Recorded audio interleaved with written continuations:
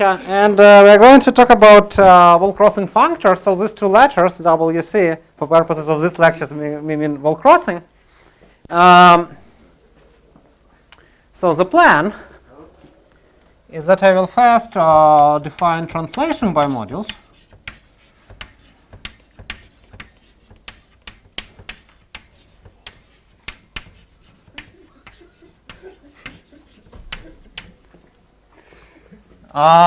Then I will talk about their basic properties.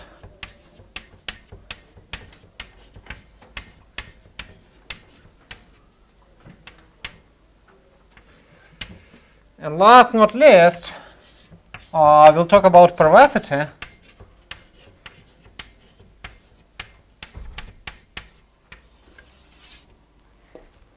Okay? So, let's start with translation by modules. Let me recall a general picture. So we can have a reductive algebraic group G acting in a space R. We can form dr, the algebra of differential operators. And if we pick lambda, a character of my Lie algebra, then inside of here I can consider a left ideal, which I call I lambda. That's the left ideal generated by elements of the form x minus lambda of x, where x is in G. Okay? Then we can define the algebra which we called A lambda 0, which was the G invariance in the quotient of d of r by I lambda. Okay? So that was done last time. Now I want to produce bimodules over such algebras, and this will come from semi-invariance. So if I take a character chi of my group,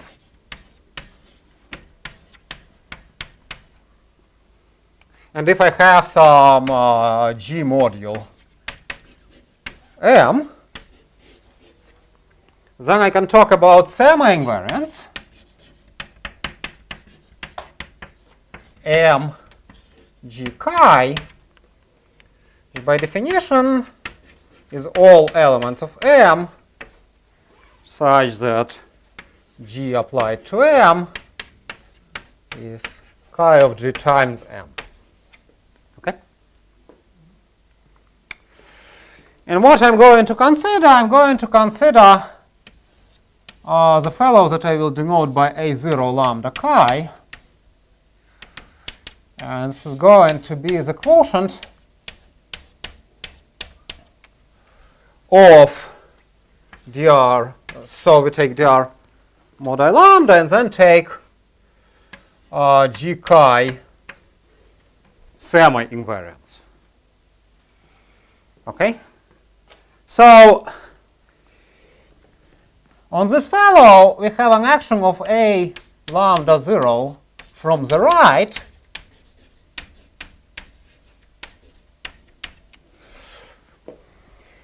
And then from the left, we have an action of A0 lambda chi.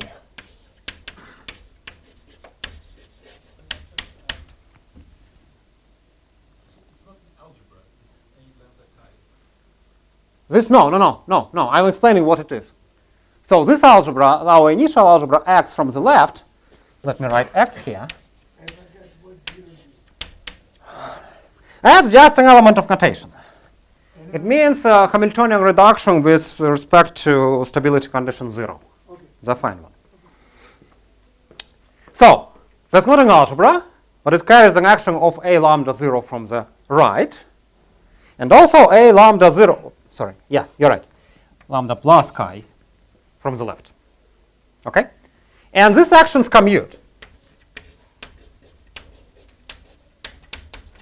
So what this guy is,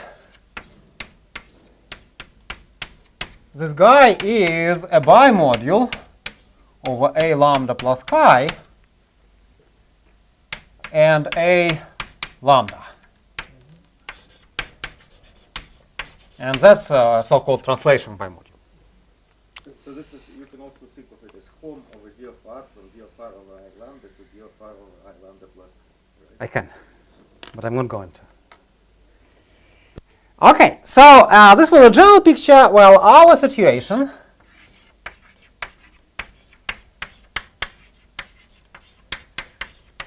we had a quiver Q, V and W, and we produced the group from the dimension vector and the space R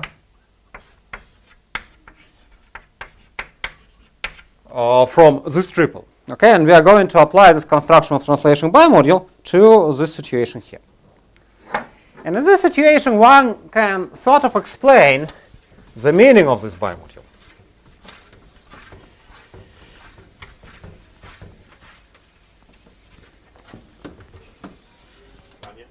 Yeah? What is the classical analog of A lambda I0? It's a Belarusian Feynman. I'm going to explain this right now.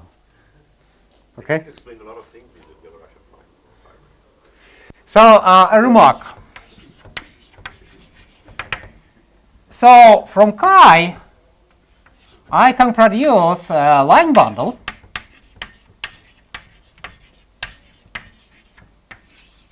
O chi on my Nakajima Q variety M theta by equivariant descent.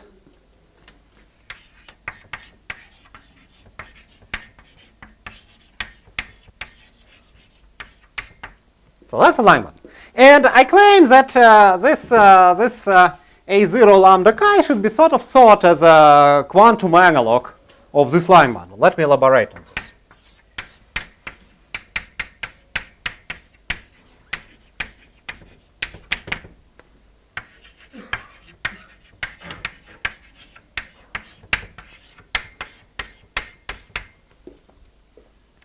Namely, recall that from lambda we can also produce a quantization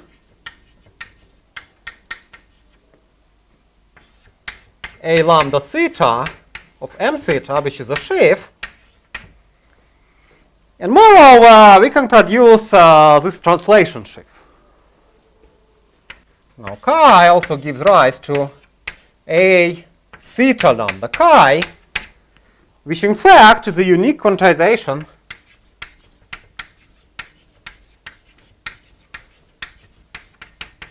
of O chi, which we think as OO bimodule, to a bimodule over these fellows. A lambda plus chi theta, A lambda theta bimodule. Okay. So all these guys with superscript theta are sheaves. We can of course take global sections. Last time we took global sections A lambda of the sheaf of algebras, and we said that there is an algebra homomorphism from A lambda 0, and it's often an isomorphism.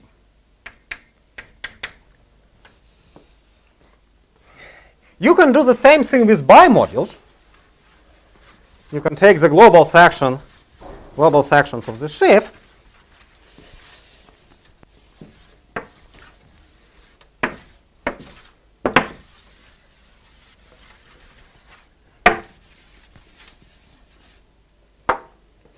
and take gamma A lambda chi theta. And then to here, again from the construction, you will have a bimodule homomorphism from A lambda chi 0. This is bimodule homomorphism.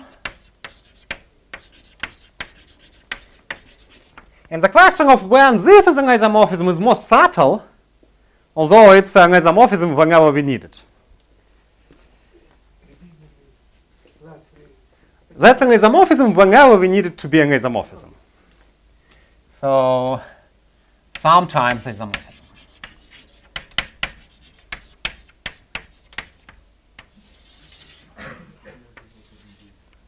Okay.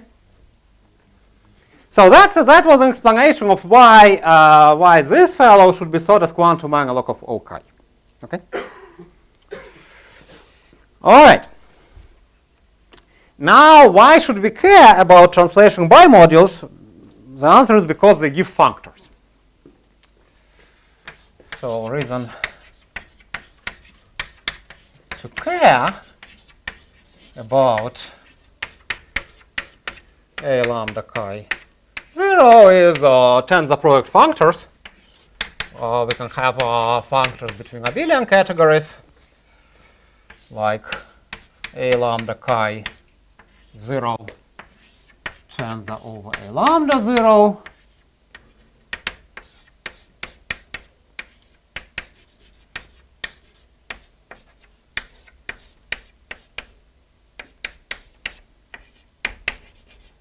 And of course, we can take the derived version of this.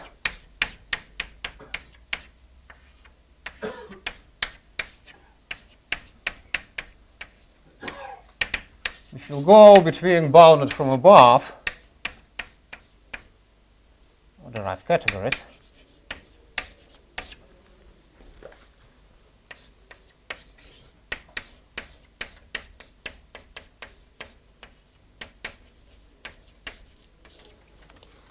and of course, if this algebra has finite homological dimensions, then I can replace a minus with a b.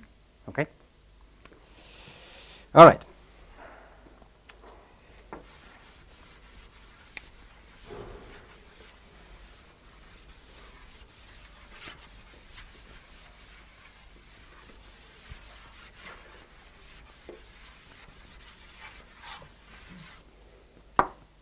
So this finishes the first part of this lecture. And let's proceed to the second part. It's going to be about basic properties.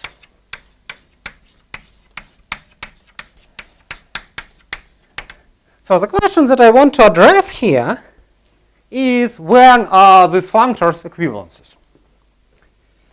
So question, when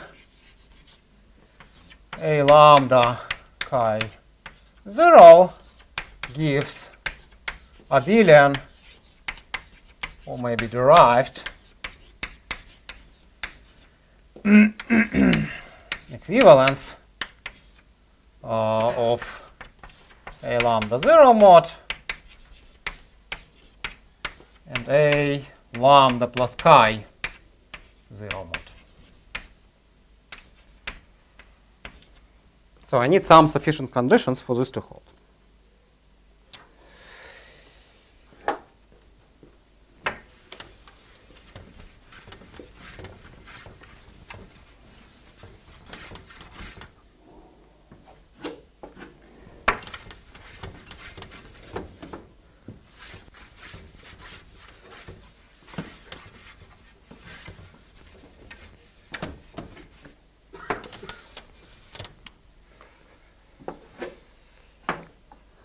So basically, until the end of this lecture, I'm going to just restrict to parameters which have integral difference with a given one. So we fix some initial parameter lambda 0 in our parameter space CQ0, and we care about parameters which have integral difference with this one. These translation functors don't take us anywhere else, in any case. Now let me introduce some terminology which will help in answering my question. So first of all, a wall is a hyperplane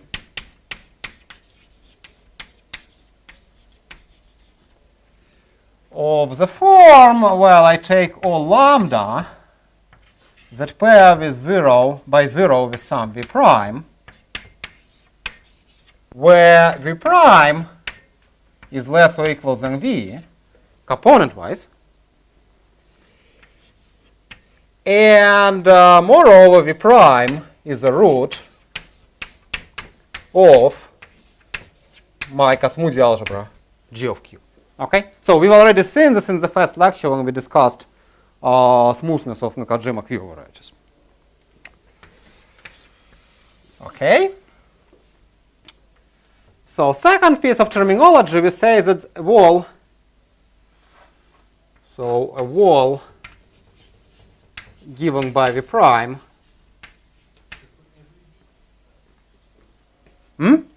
yeah, so we take all V prime that are roots which are less or equal than V. V is our dimension vector. Many conditions? These are many conditions, yes, so there are several hyperplanes. A single wall is a single hyperplane, and I have several walls. So each root like this gives me a wall. So a wall given by V prime is integral for lambda 0, well, if lambda 0 paired with V prime is an integer. Okay? Which is a very natural definition. And then integral walls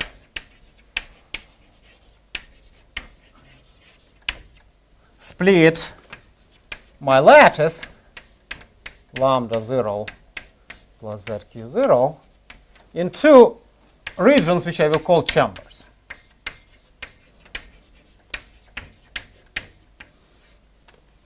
Okay? So a picture will be like, well, such. So I have several hyperplanes, and then, well, I have chambers. Okay? So here I have 3 walls and 6 chambers.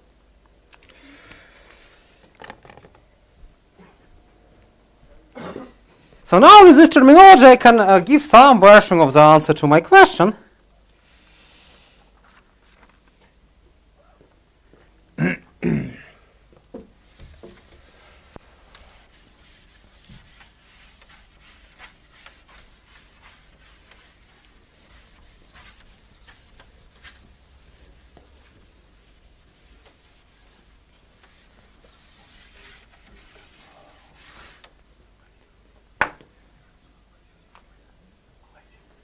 So a fact, or maybe facts, and I must say that this is rigorously checked for finite and affine quivers, although they should hold in the complete generality.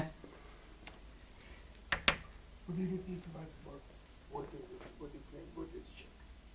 No. I'm to state it. So first, well, okay. So everything that I'm going to talk about happens not for all parameters, but deep inside a chamber. You know, it's like horror story. Deep inside a black wood, something terrible happens. Deep inside each chamber.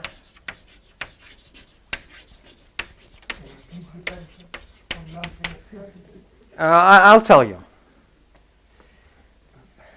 So mathematically, it means after removing finitely many hyperplanes,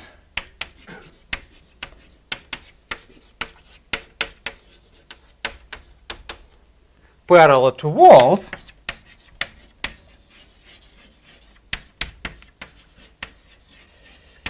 and sort of you can do this in a way which is independent of lambda 0, although currently I'm using a weaker statement. So for each lambda 0, I can find finitely many parallel hyperplanes. Right, 2 integral walls.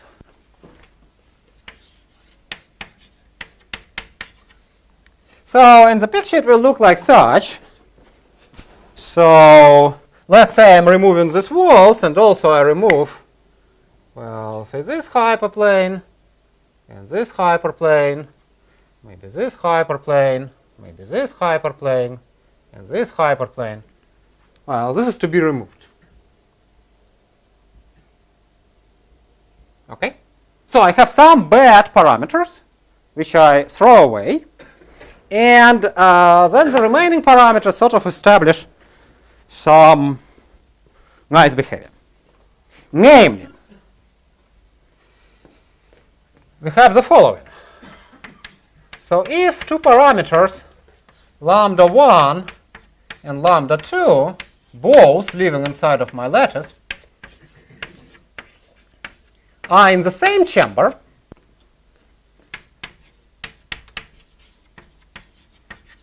and I'm only interested in parameters which are away from these bad hyperplanes, in the same chamber,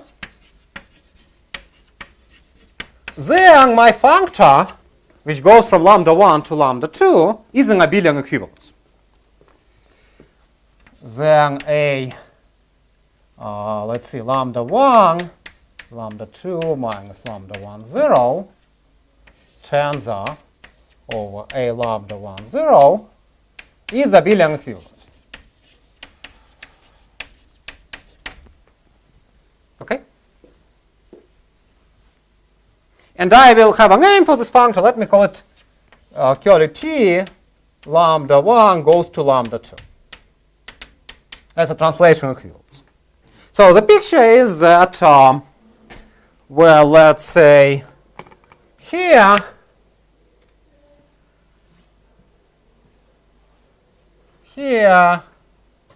you know, everybody is equivalent to everybody else. So these guys are abelian equivalent.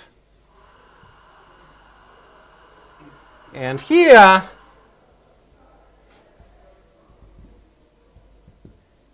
they are also abelian equivalent.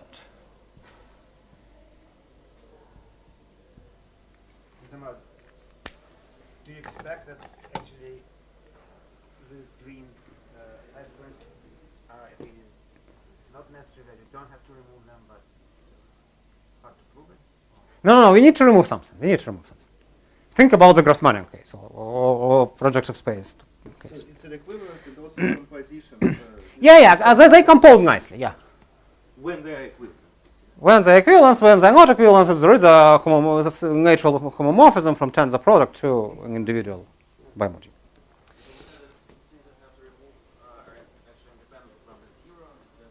In a suitable sense, yes. Okay, at this point, let me say this. That's a universal answer to every question. Let's discuss this later. It's a universal repelling answer. Let me not give you universal attracting answer because you don't really need it. Okay, now the question, of course, is what happens between different chambers.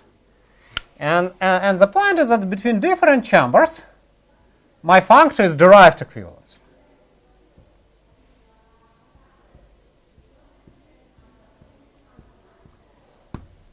So let me state it linguistically. Is this the word?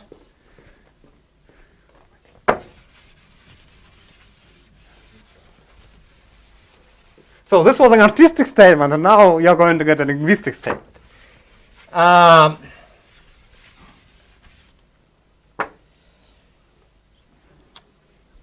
So fact number 2 is that for lambda and lambda prime in different chambers,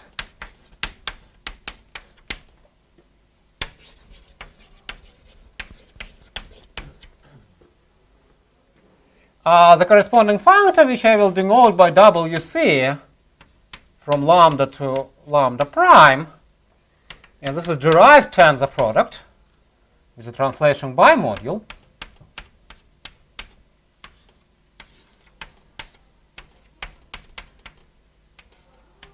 is a derived equivalence.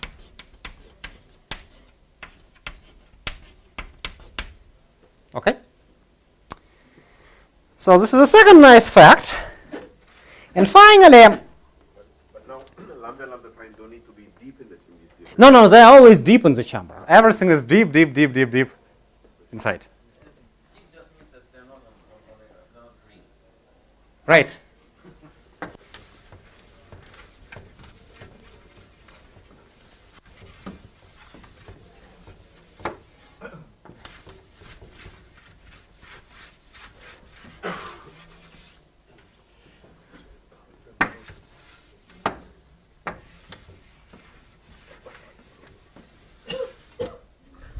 And then finally, and it's going to be important,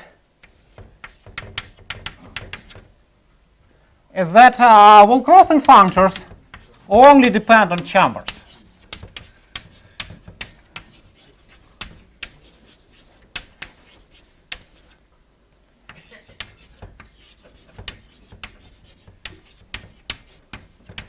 And let me explain what I mean by this. Again, drawing a picture.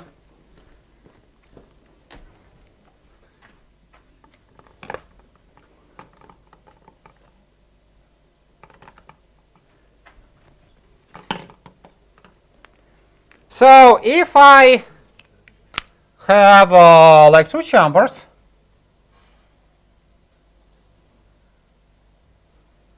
let's say this one and this one, and I have two parameters in each of the chambers with integral difference. So I have I don't know, lambda 1 and lambda 2, and I also have lambda 1 prime and lambda 2 prime, like such. Then, of course, I have two ways to go from lambda 1 to lambda 2 prime. I can go like this,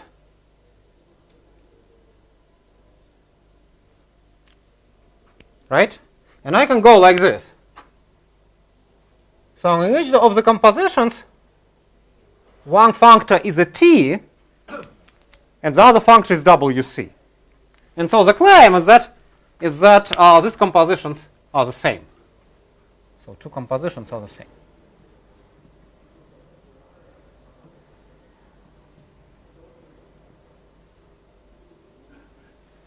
Okay? So the way how you should think about it. Hmm? No. No origin.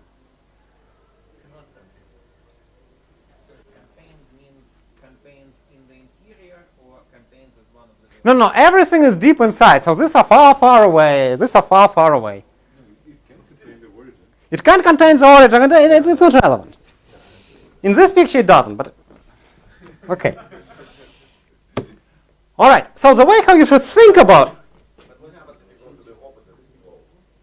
That's okay. But then it will contain the origin. No, not necessarily. You live close to the. Well, I mean, okay, maybe, or maybe not. I mean, here and here. Such it doesn't matter. Okay.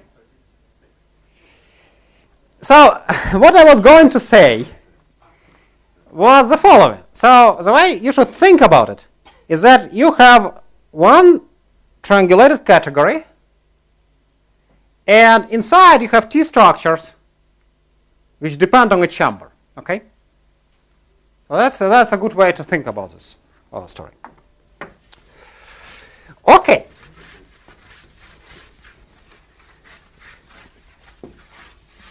And finally, so this is a relatively easy property. Now I want to discuss a much more interesting one,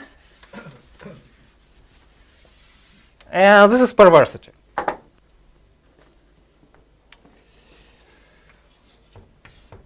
It's number 3.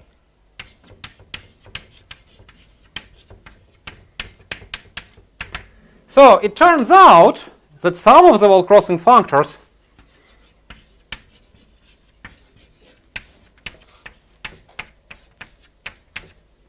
are nice, meaning perverse,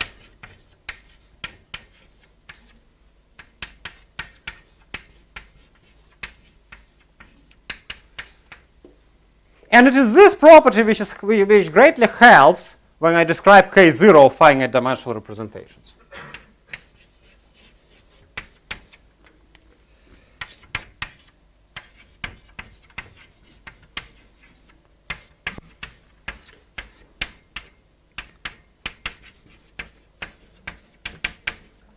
So if you remember the discussion in the very end of the last lecture, in that discussion we've seen that this K0 is independent of lambda as long as lambda are taken in the same coset for the integers. So it only depends on the class mod integers. And so whenever I'm trying to compute it, I can assume that lambda lies deep inside the chamber. Okay? So, let me now talk about the definition of Perron's equivalence.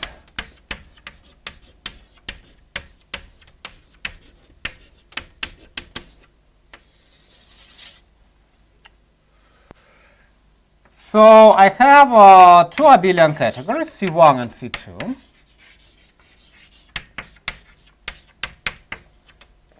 And in each, I fix a filtration by their subcategories.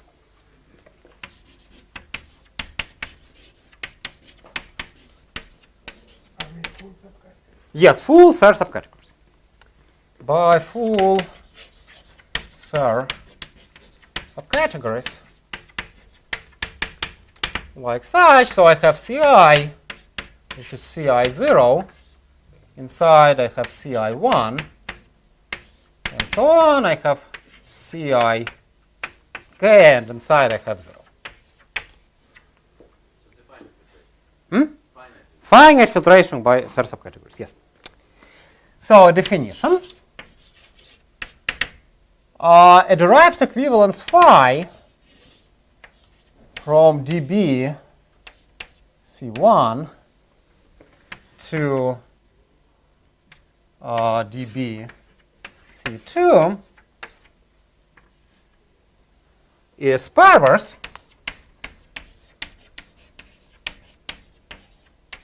with respect to these filtrations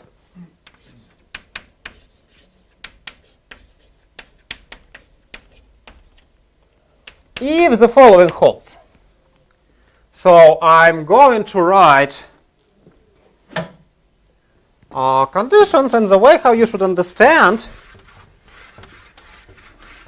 I think I've broken this eraser. I'm sorry, guys. What does the Russian environment does if it breaks the rate? Mm-hmm. It starts to erase words, you know.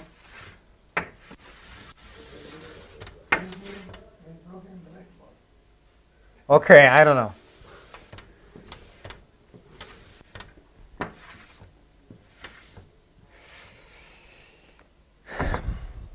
So, informally, the properties mean that this equivalence is strictly upper triangular with respect to the filtrations. Let me tell you what this means formally. So formally,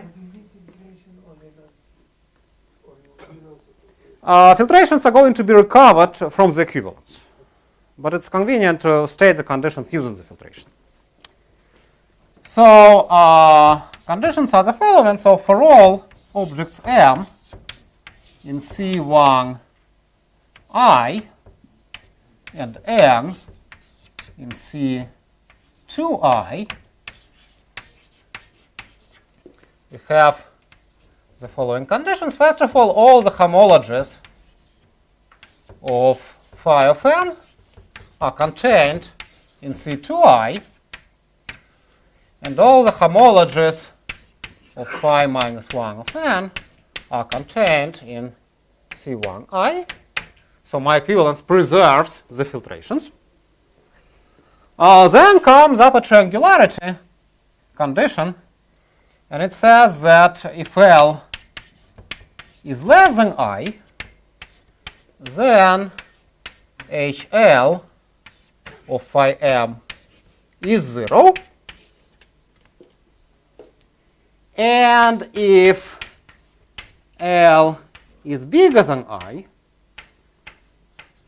then HL of phi m lies in the next filtration term, meaning C2I plus 1. Homological, I'm dealing with right exact functors, tensor products.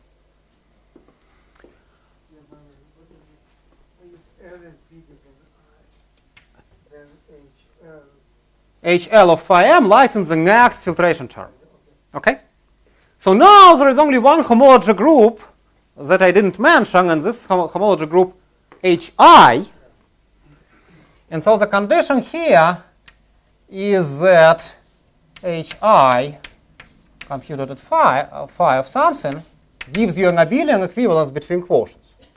C1I modulo C1I plus 1 is equivalent to C2I modulo C2I plus 1.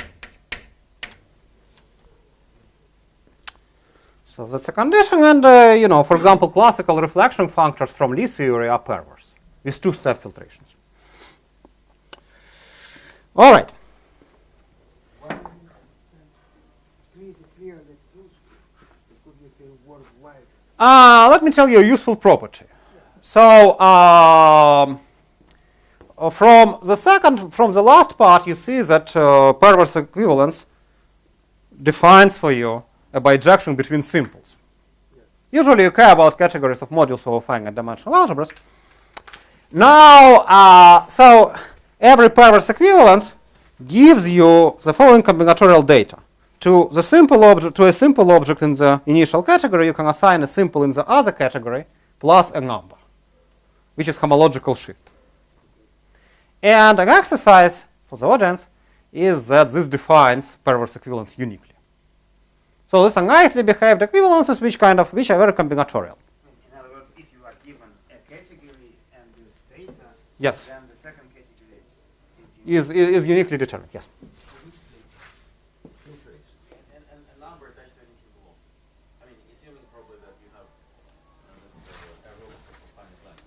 Yeah, under nice assumptions. Numbers attached to each object, so that they say that each simple object. Simple object. So you're saying that I can define another T structure. That's basically just. I say that this T structure will be unique. Maybe. But the categories are equivalent, right? So I can think C1 is equivalent to C2. Yes, but I mean the question is when you can produce such an equivalence, which is more difficult, and when this equivalence is unique. This equivalence is unique with this data. Okay, so what we will see in the remainder of this talk is that some wall-crossing functors are perverse. And we will start with the long wall-crossing functor.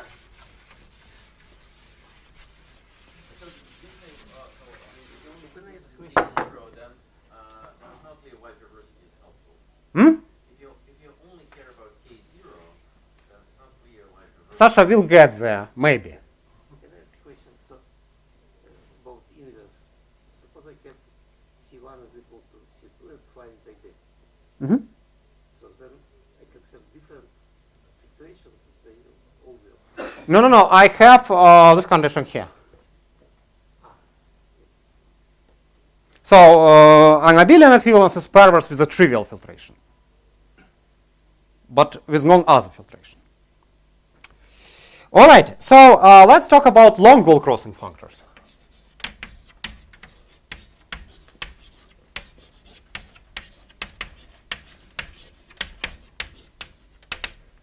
This is WC from lambda to lambda minus, where lambda and lambda minus are in opposite chambers.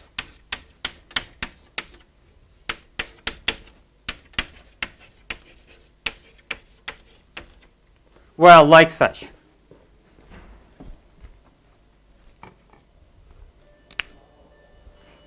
So I have opposite chambers like this. Here I take lambda.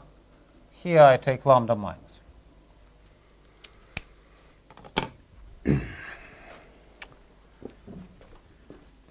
So, and this happens to be perverse.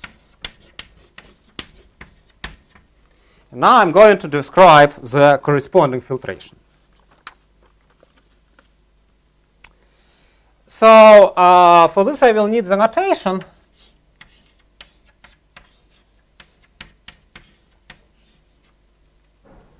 Before I do this, let me make this assumption. In all relevant cases, my algebra A0 is the same as my algebra A. In particular, when the question mark is lambda or lambda minus. Okay? So the notation will be the following. If I take a two-sided ideal J in A lambda, I can assign to it a subvariety in M, the associated variety, as follows. So I can take the associated greatest of J, and that's an ideal in C of M. So then I can take its zeros.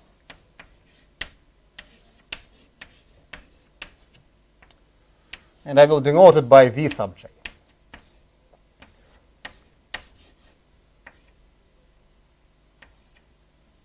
So that's a subvariety in M. And then comes the following fact, due to myself. So A lambda has finite length as bimodule.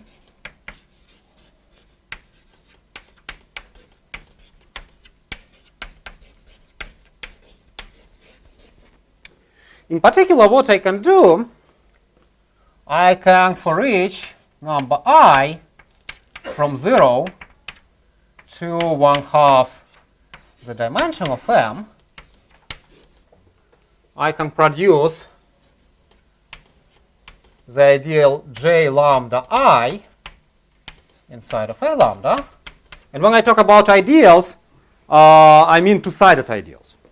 So this thing here is a two-sided ideal. Okay? So I have a two-sided ideal which is minimal with the property that the dimension of the associated variety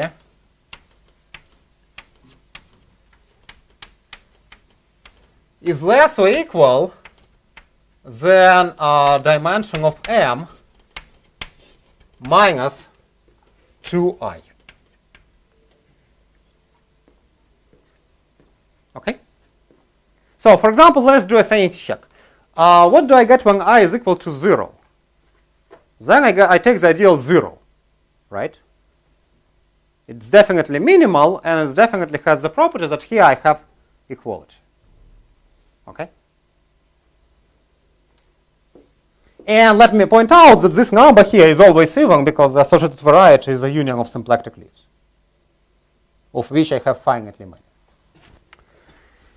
Okay. Is this ideal unique, or you have to choose? Yeah, so if it's minimal, then it's unique. So it's unique. Exists and unique. So intersection of two ideals with this property again have the same property. All right. And this ideal squares to itself. So if I take all modules annihilated by this, I will get a third subcategory. So this sequence of ideals gives me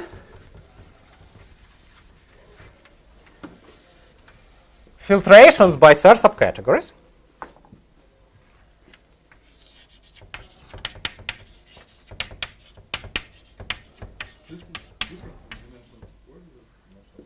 For holonomic modules, it will be by the dimension of support, but modules may be non-holonomic. Yes, an exercise. Well, because the square will have the same property, and my ideal is already minimal.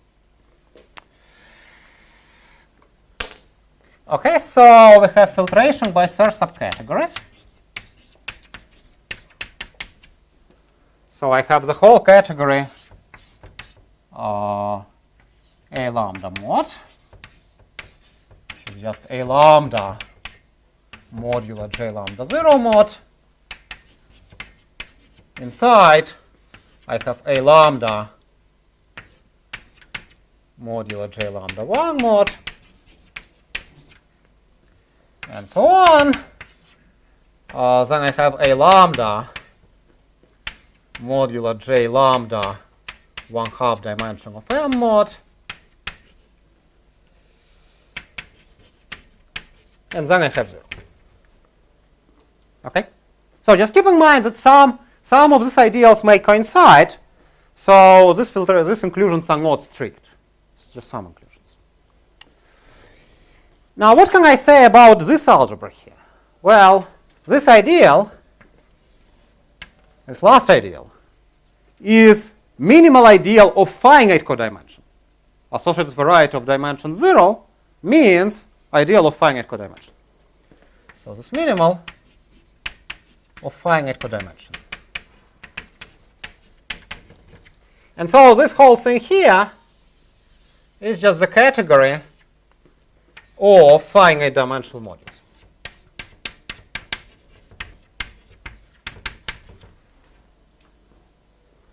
That's the last term of the filtration. Okay, so I have this filtration for A lambda, and of course I can do the same for lambda minus. We have similar filtration.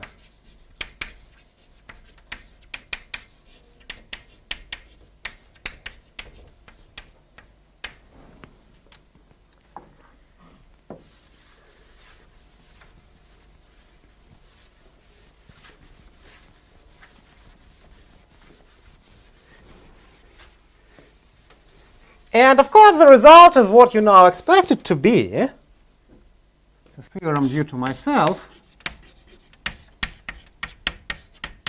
Is that the long-wall crossing functor,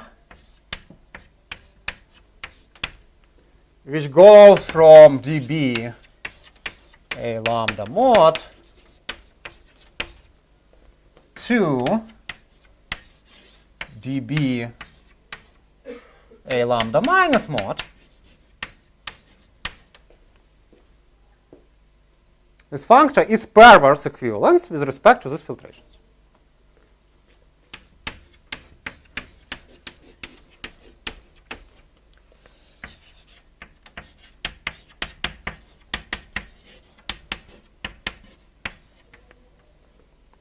Okay? So that's an example of a perverse equivalence. Now, Sasha, who left us, asked a question, how can this stuff, oh, he's back. So, Sasha, this is to answer a question. So, how can this stuff help in dealing with finite dimensional modules? Well, we have the following corollary, that for a module M in A lambda mod, the following are equivalent. First, M is finite dimensional. And second, all homologies of the wall crossing applied to M are 0 when L is less than 1/2 of dimension of M. So the homological behavior of this functor describes finite dimensional representations. So what we need to do, therefore, to describe the finite dimensional modules, we need to understand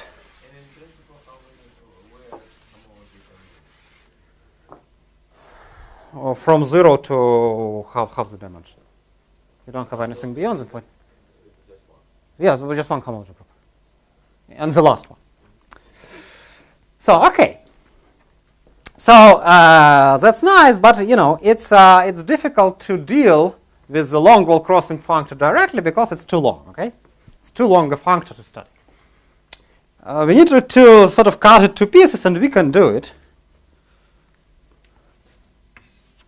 That's the next part. It's about composition. In short, wall crossing functors.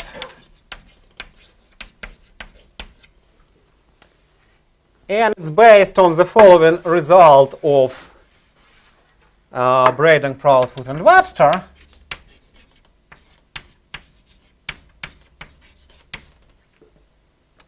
So if we have reduced system of parameters,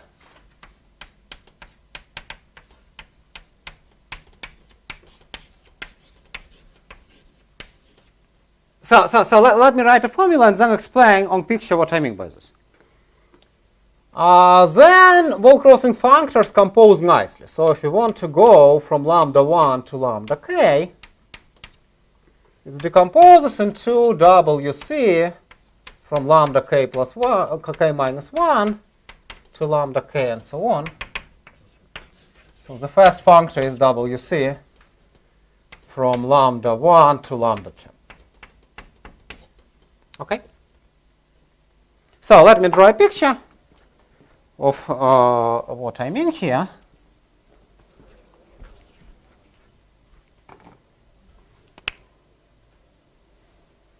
So I have a bunch of chambers.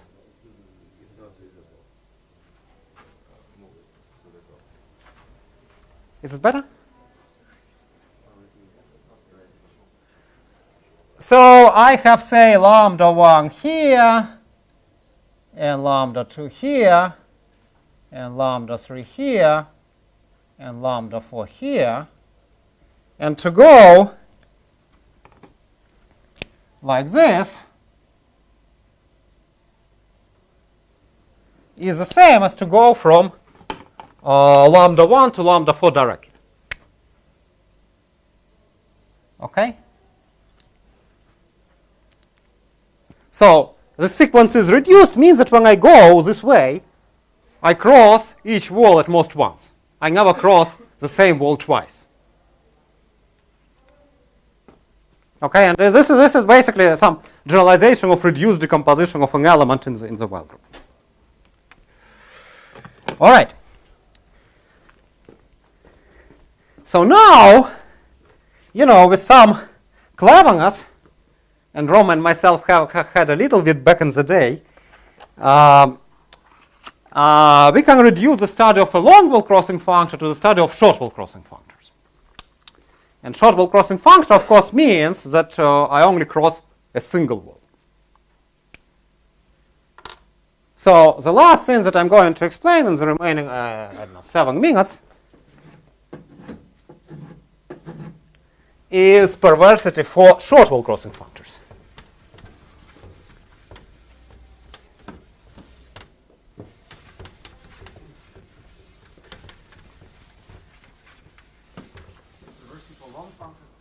Follow from diversity short.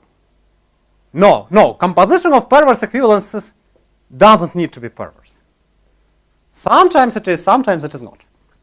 So basically, we expect wall crossing functors to be perverse when they connect two chambers which are opposite with respect to a common face. They may be genuinely opposite, or they may be, in the two-dimensional picture, opposite with respect to a common wall. Okay? Two adjacent chambers. So can you give an example when they're not going to perverse? I mean, just an example. What does mean not to be opposite with respect to Lambda 1 and lambda 3. They are not opposite with respect to a common face, which is this one. Okay, so the last part is perversity.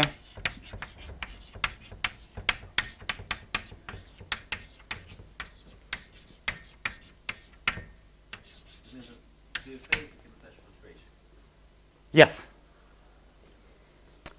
And I don't have much time, so I'm going to be a bit vague here. So let me state that first of all, every short wall crossing functor is perverse. And now let me say something weird. what does it mean? You have to have filtration.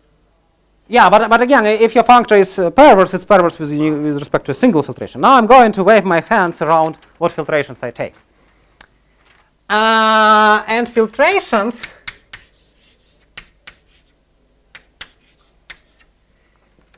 do not depend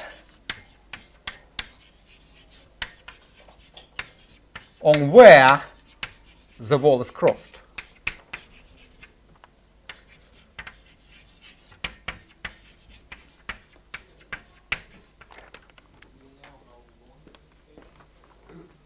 It depends on the wall. And yes, for many kind of roots, I know. So let me draw a picture to explain what I mean. So let me erase this beautiful one. So are there finitely many walls? Yes. We only take roots which are less or equal than v. And this is the same walls as in Davesha stock. No. Well, for integral parameter. Okay, so here I have a wall. I have a parameter lambda living on one side, and I have a parameter lambda prime living on the other side. And then what I do, I draw lines which are parallel to my wall, like such.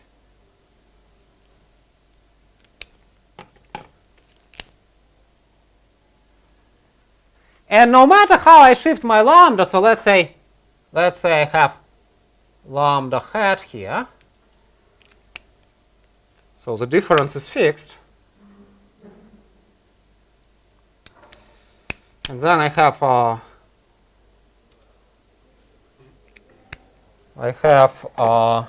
lambda hat prime. And then the claim, using the notation from the picture, is that WC going from lambda to lambda prime is perverse in the same way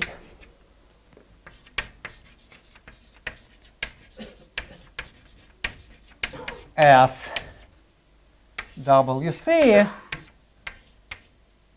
lambda hat going to lambda hat prime. And I have a whole bunch of lambda hats to take. Basically, I can take them from a Zariski open subset, but I care about taking them to be Veil generic. You take lambda hat to be Veil generic. So how can you do very generic if you only countable remaining things? No. Now, okay, so now I cancel my convention that I only care about parameters with integral difference. I allow myself to take any parameter on this line, and I will take it to be Veil generic. So what does Veil generic give me? So when I take my parameter Veil generic, then this is the only wall which is going to be integral. Okay? There are no other integral walls. So this functor here becomes long. That's a long wall crossing functor.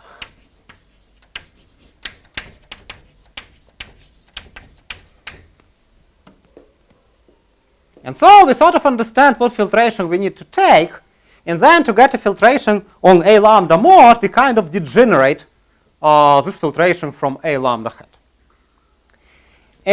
So in the remaining 1 minute, let me be a bit more specific on what I mean. I'm not going to write anything. So filtration is determined by ideals, and a functor is determined by a bimodule. Now, you will notice that my algebras actually come in families. I can do this universal version of Hamiltonian reduction. I can get a universal version of my translation bimodule. So translation bimodules over this line form a coherent family. And you can show that my ideals, they degenerate from Veil generic parameters to Zariski generic parameters to also form a coherent family. There's something to be checked. So now I have this family of algebras over this line. It comes with a family of ideals. Family number 1 containing family number 2, and so on and so forth. Okay? And then basically perversity is a certain condition on how this bimodule interacts with these ideals. Once you know this condition at a Veil generic parameter, you know it as a Zariski generic parameter. And thanks to translation invariance, so this lambda is as good as this integral translates in one direction. You can deduce the statement that you want for your favorite parameter, which you start with. All right. So my time is up. I'm finishing.